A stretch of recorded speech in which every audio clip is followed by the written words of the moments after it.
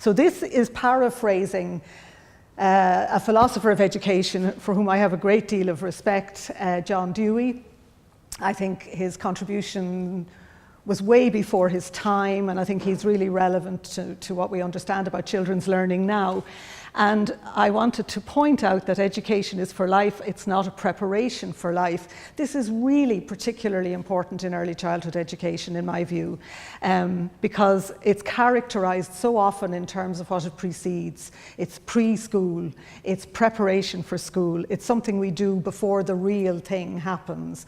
And so I want us to kind of move away from that idea and recognize the unique possibilities of early childhood education as a period of education. And also I want to draw attention to this particular point. As a student of psychology, I was told that active learning was what it was all about. You need to have children active in the process of learning, and that's the way they learn. And it's true, activity is really important. As we discovered, those of us in the workshop today I certainly became much more fluent when I was fiddling.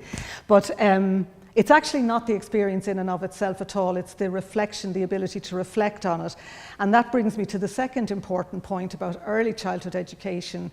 We need to give children time to reflect and to learn and to think about their experiences and actually bed in the learning from those experiences. Otherwise, what we will get is often what I see when I go visiting students on placement practice. I see performance. I don't really see learning. So children are performing, they're doing something that has been kind of planned for them. So what's education and what's learning? I felt it was important to just draw the distinction.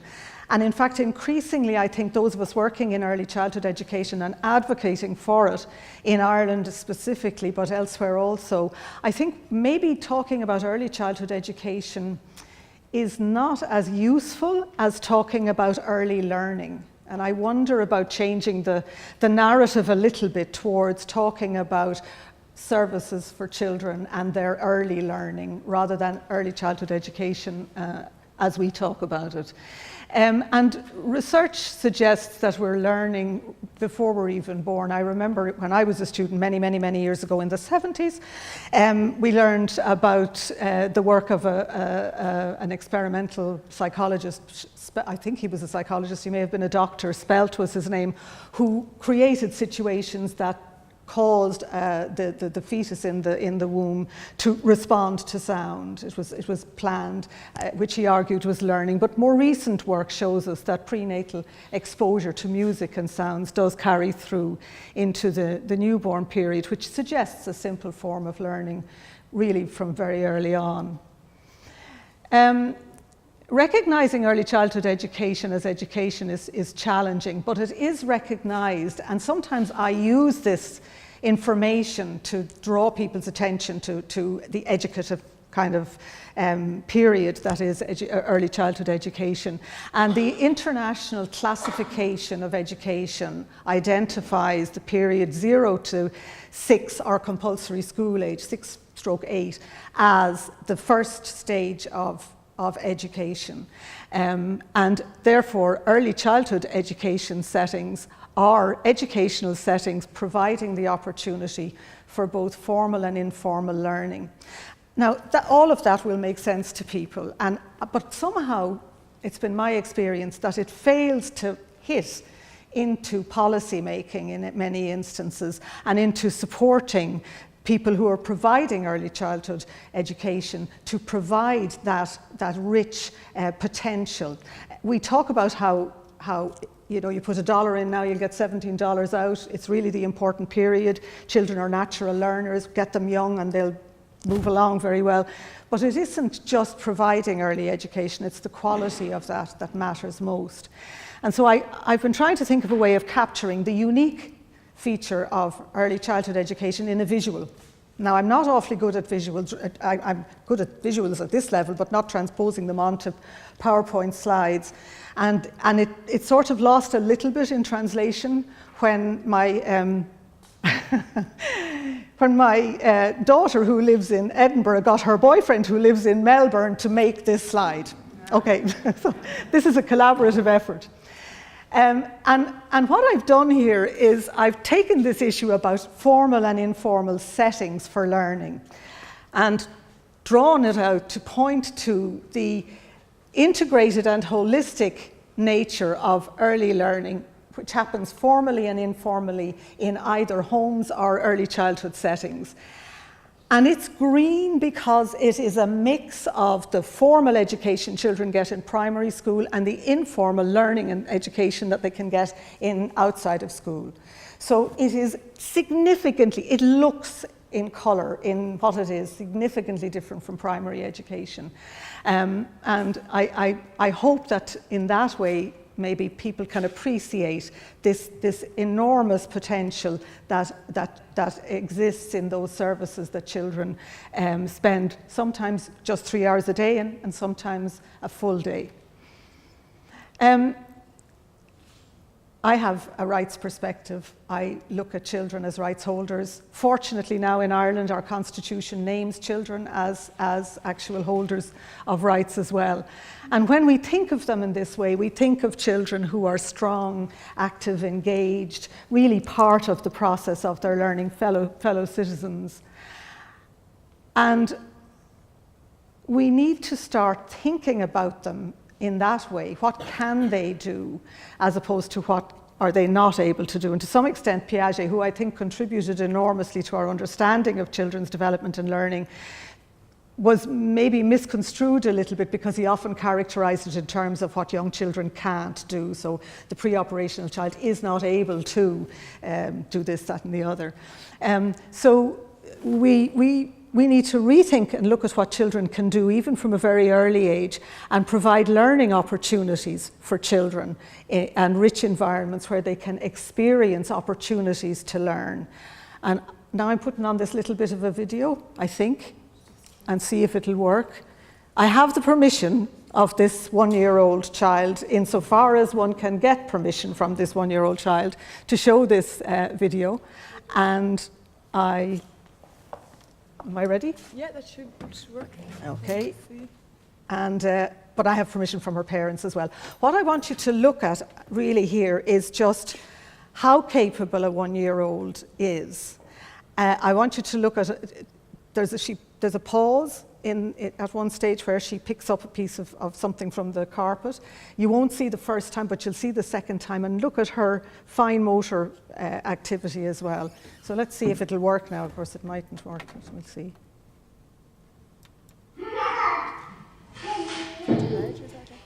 Yeah.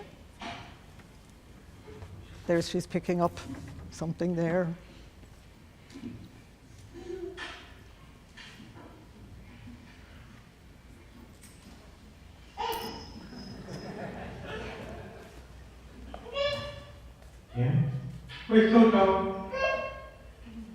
So she's having a conversation.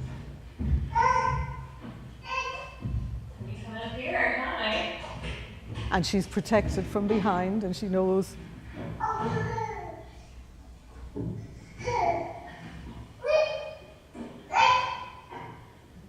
Oh, it's okay.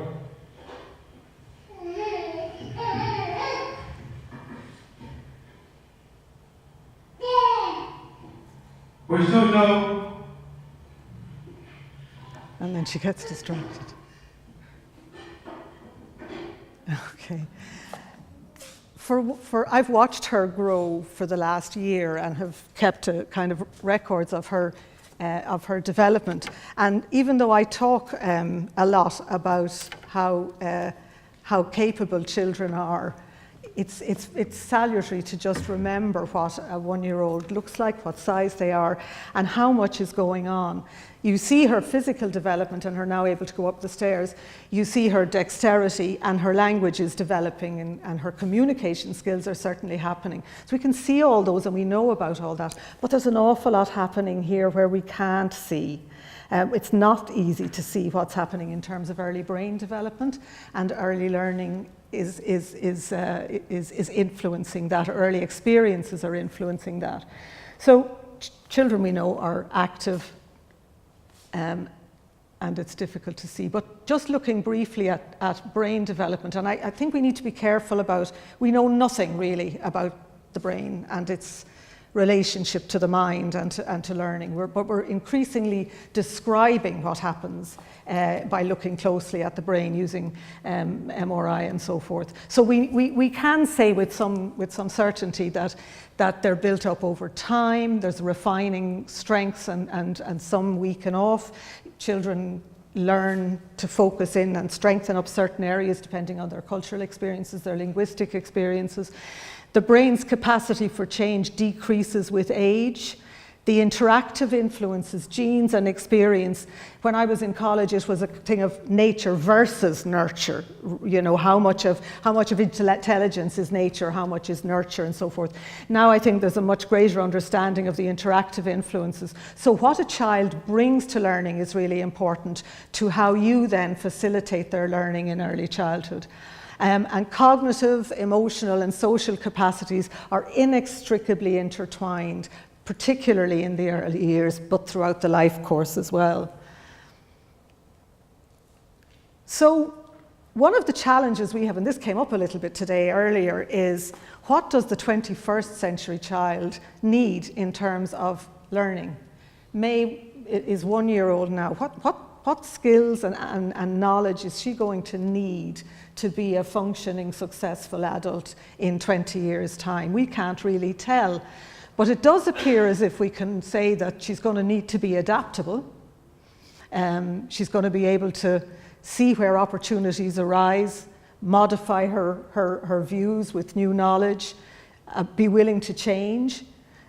She's going to need to be creative, to think outside the box, to invent, to propose new ways of approaching problems, because there are going to be problems there that we can't even think of at the moment. She's going to be able to persevere, to stay on tasks, to see things through, to maintain attention despite distraction. And she's going to be able to self-regulate, to resist acting impulsively, to take time and to respond, to resist temptation. All of these characteristics are characteristics which get laid down in early childhood. They're also, interestingly enough, from a study that I did in a European project recently, they also represent those aspects of early school leavers. They're characteristics that the profile don't have. So in other words, there's a link, some tentative link between these and later successes. So what's our role in terms of early education and helping young children to optimize their learning, because they're learning all the time? So we can say that early experiences impact the architecture of the brain. The brain is developing during the early years, and brain development is enhanced by interactions and by relationships.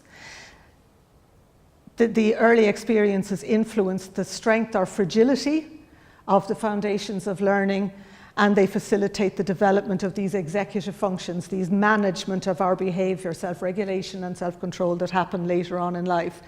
But significantly, the dynamic reciprocal interactions with people, with the environment, with other children is really important. We know this is important to positive development of the brain and to positive learning.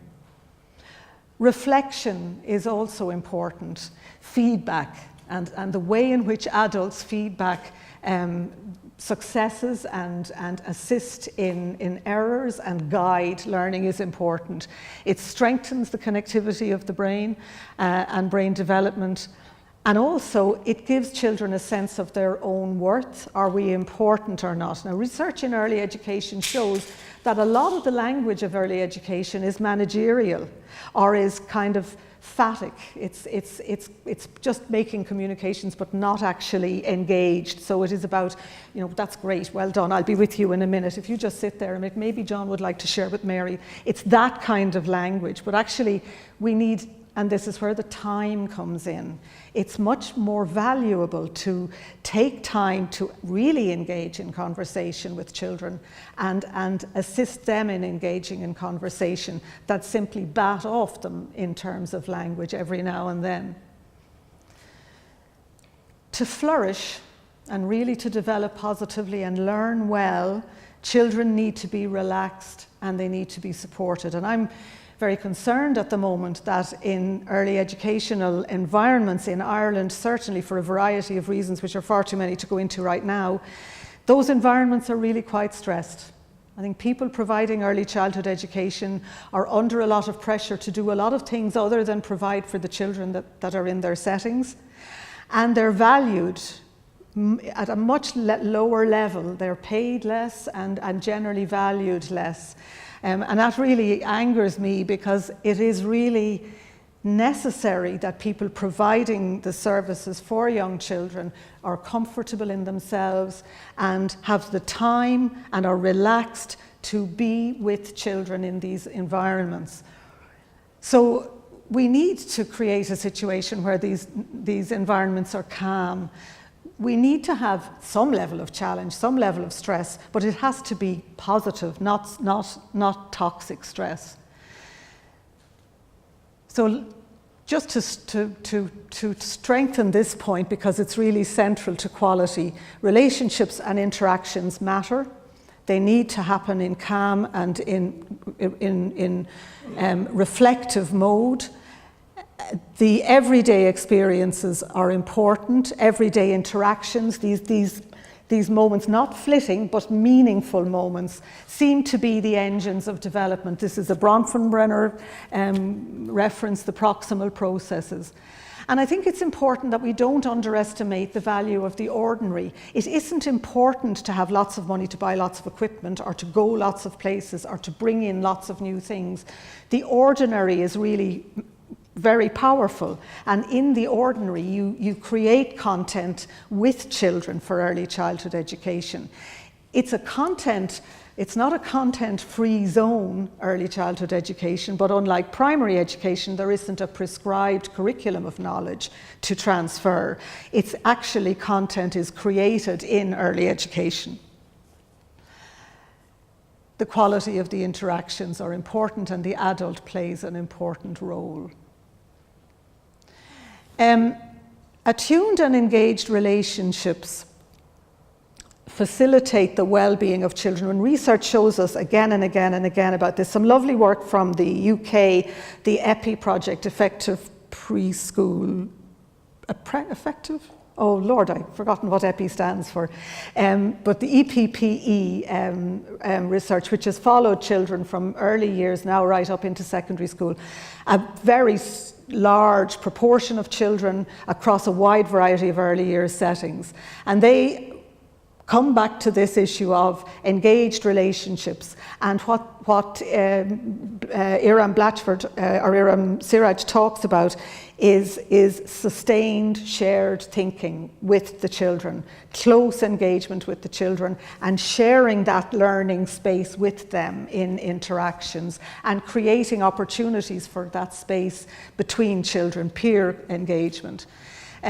So the adult is the architect of the learning environment, which means you have to think a little bit about where a child is at, what they're kind of moving into, what their next step is going to be in terms of development of learning, and creating an environment which enhances that and challenges them a little bit.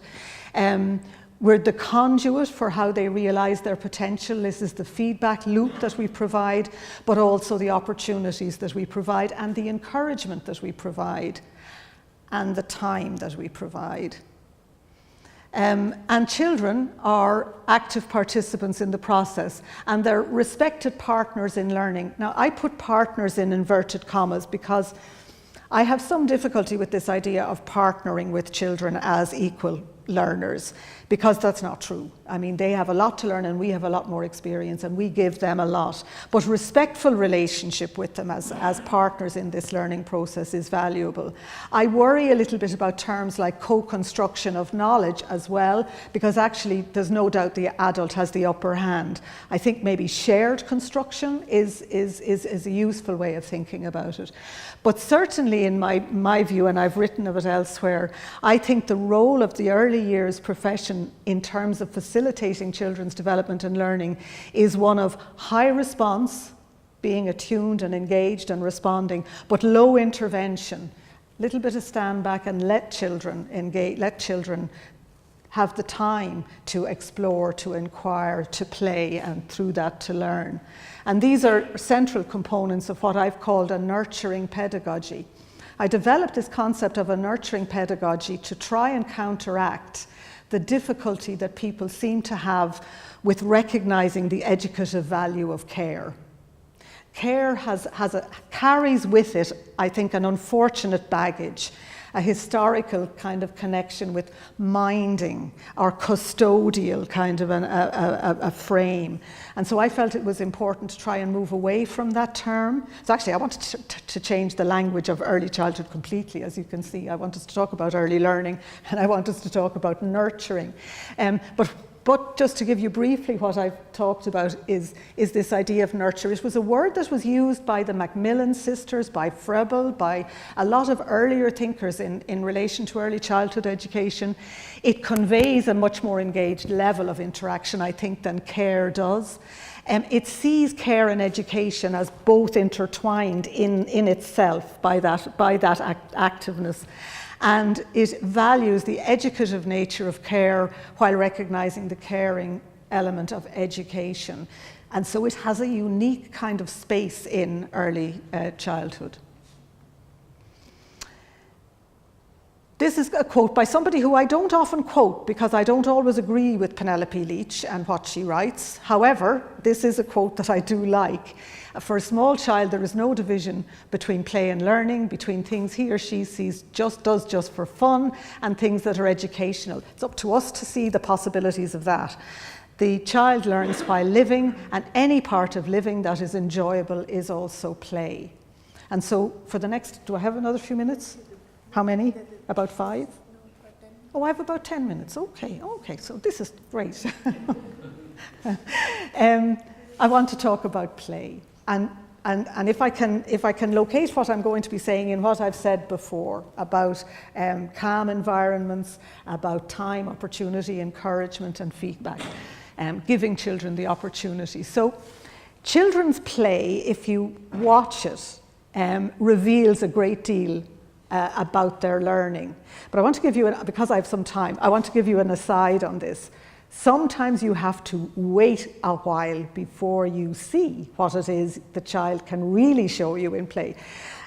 This is an old story, and some of you may have come across this before. It happened in a play group in the UK when there was a visiting camera team coming in to view and to video record the children in a play group. And the supervisor welcomed them in and was delighted about them coming in to show these children playing and all that they learn. And she was advised by the producer to stand behind the camera, which made her a little bit nervous because she thought she was going to be playing with the children and actually being able to control it. And she told this story actually here at a conference in Ireland many, many years ago. And she talked about how she was standing behind the camera and she saw disaster about to happen. 2 boys, one playing with cars and trucks on the ground, and another lad coming over from the corner. And she was thinking to herself, now if I was in there, I'd be able to distract John from Robert and let Robert play, but now this is all going to fall apart. So right enough, John came over to Robert and started to pull at the cars, and Robert was pulling the cars back in again, and he would take one car and Robert would get it back again. And so there was a bit of a scuffle happening. And then John, the guy coming in, caught his finger in between the cab of one of the dinky trucks and was pulling it like that. But the Robert who had it had a firm grip at the tailgate and he was pulling it like this. And so there was this pull, pull, pull, pull. And after a few seconds, they stopped. And Robert said, "You can have that car." And they started to play together. So she was saying that had she not been forced to stand behind the camera, she wouldn't have seen the extent to which some of those kind of scuffles are part and parcel of learning, and learning how to play, learning how to share, learning how to give time. And children will develop their own rules. And not all the time, I mean, sometimes you do have to intervene. But one of the key issues about play, and the play group movement was very much about play, but early childhood education has increasingly become more about getting children ready, and this idea of teaching academic skills rather than leaving children play and actually trusting that from that play their academic abilities will emerge. Because we actually, as psychologists, we know that is what happens. Bodgeva and Leung have pointed out this false dichotomy, and they propose that by scaffolding make-believe or pretend play, for example, and making sure that it exists in its most mature form so that we encourage it and enhance it and enrich it, we can actually impact on the development of play, but also on the development of early academic skills. And one of the things I say to my students is that pre-literacy looks like pretend play. It doesn't look like literacy at all. And we have to actually own that reality, I think, in early childhood. It resides also in the now. The real value of play is in its process. That's its value. And that focus, therefore, helps us to recognize the powerful opportunities that play gives us, as opposed to being constrained by considering the outcomes. And this actually is something that I have written about, because I think outcomes are a very good organizing principle for policymakers, but actually they place a huge pressure on early years professions if they are going to be measured in terms of child outcomes or learning outcomes. So I think we need to change that O from outcomes to opportunities. And in fact, research suggests that if you're focusing too much on developing the skills, it's actually counterproductive. If we teach children too soon about how to read, it actually puts them off the whole enjoyment of reading, and it can be counterproductive to them. As children move through settings, then early years professionals resource play. Intentionality is what really matters. So in your engagement, in your observation of children, this is informing your planning, and your planning around the opportunities you're going to provide and the space you're going to provide is done with intention.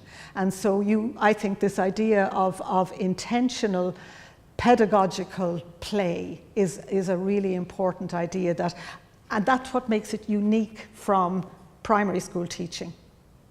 It is an intentional pedagogical play. Play provides opportunities. This is just some of the values, the self-regulation. And when you look at play and actually stand back from it and try and see what's happening for children, what are they learning, and that going up the stairs, for example, there was loads of things happening in each of those. There was embodiment of I've really made it, I can do this. There was the exploration. There was what happens when he goes around the corner, will I catch him? Loads of things happening. But also there was checking that I'm safe, making sure that I'm conversing, and by the way, picking up bits of rubbish from the carpet. But this idea of really understanding that it is play that helps children work through their ideas, get over obstacles, problem solve, and they learn to overcome the immediate impulses. We can throttle them back if we give them time to actually achieve their end. So it's a rich context for helping children to develop all of these skills, which you can read there, and I don't need to read out to you. However, I should point out that I've put in there things like facilitating curiosity, questioning, and scientific reasoning, because children are often rather pejoratively or not even pejoratively, but you see books about the scientific child or the philosophical child, and we think, isn't that cute? They're not really scientists, they're not really philosophers. Actually, if you think about what the scientific method is, it is about having an idea, trying it out, testing it, and going at it again. So the really scientific reasoning is developing. It also helps build resilience. Children have to learn about adversity, they have to learn about risk, and it does really help in all of these areas. And it's not always positive, and that's actually a point that came out in the workshop as well. Play isn't always positive for children. It is where they learn about inequalities, about unkind acts, about caring and about respecting others, and with support from adults who are modelling appropriate behaviour, who are respectful, who are caring, who are inclusive, children will learn about fair play. This is a sort of a separation out of the softer and the harder kind of edges, if you like, of learning that a colleague of mine drafted, Colette Murphy, just pointing out that how play helps self-regulation there. It only happens though when children are able to create joint imaginary situations, take on roles and act them out with imaginary props that they can make up themselves. But it's a very specific play activity with other children. It also helps abstract thinking, and she talks about this driving a truck, if it's just a block, that somehow the block takes on this truckness, and this is the symbolic kind of representation, which is a precursor to abstract thinking. So play is really very, very powerful. There is also, however, a problem with play, because people tend to think of play as just playing. It's something that we do when we don't have more important things to do. And when you ask children about play, or about the activities in early childhood, it's play they talk about, having fun, being with friends, choosing freely, playing outdoors. And when you get animated about play, and again I have to say to you that those who weren't here at the workshop will have missed this, but when people were remembering aspects of their play, their earliest memories of play, they were getting quite excited by it and quite animated by it, and people were saying, actually there's lots more that I could tell you, but I'll tell you about this. So it's excitement, it's energy, and it's embodied learning, which I don't necessarily think I've put up there. But when you talk to children in junior infants, that's in the first class at primary school, and ask them about their favourite things at school, they still talk, because of course they see preschool or early childhood as school as well. They talk about play, and particularly free play, play that's not overly managed by adults. And I think free play is not chaotic play. And it is actually structured in many ways, but it's structured in here so that to anybody not in here, it doesn't look structured. But that's a hard message to get across. It's a hard idea to get across. So play looks different in different contexts, cultural milieus. It's a process. It's not a product, and there was a wonderful example, and I'll be nearly finished on this. There's a wonderful example that we had of this in a lovely playgroup in Dublin, and there was painting easels, and children were free to come and go and paint whenever they felt like it. It was a very loose environment, and the adults were really tuned into what the children were able to do and what they were interested in. And there was this little child, and he was there, and he had the colours out in front of him, and he was painting dashes like this, and he would have been close to 4, this child.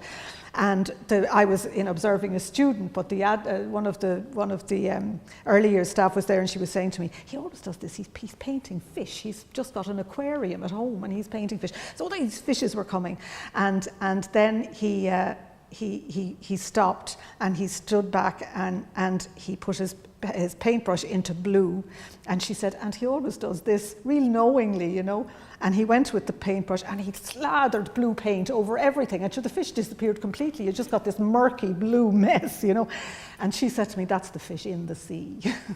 Perfectly happy with it. Whereas in other instances you might see somebody jump in to stop him destroying this lovely picture that he could bring home to show with his parents. So it's a process. It doesn't really lead to an end product as we might see it. It's the process, or that end product may not look like an end product to us. So creating rich environments, positive learning experiences, that is a challenge.